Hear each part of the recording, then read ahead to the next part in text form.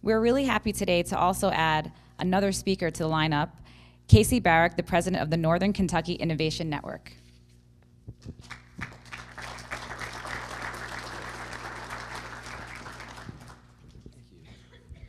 Thank you, and welcome to Northern Kentucky. Not particularly sure why I'm on this panel.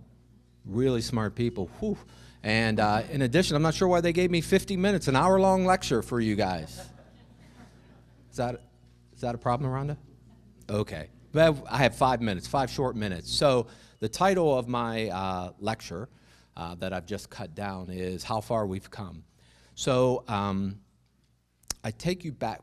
Let me tell you what we do. So we work with companies, and we work with the ecosystem. We try to help companies get them in a position to try to raise some equity funding.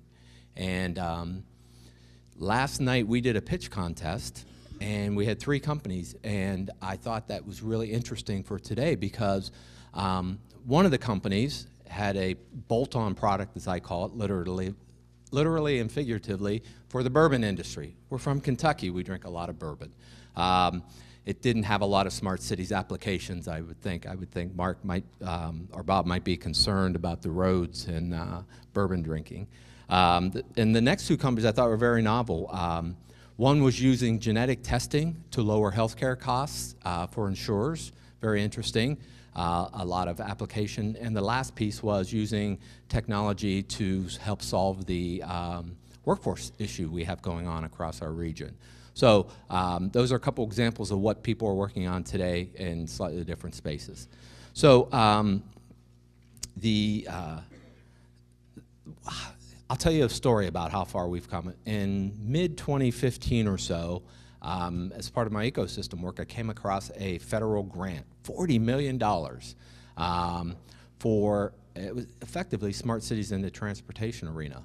So I reached out to Centrifuge, and I reached out to NKU, and I mean, we had powerful people. Wendy helped us at Centrifuge. Kevin Kirby, Dean of the College of Informatics, helped us here at NKU.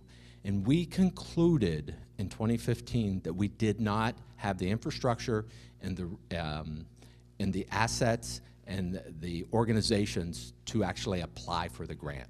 It was a mutual decision that we probably would be best waiting. And then today, I come into this room and I'm expecting, you know, after that experience, 10 or 15 people.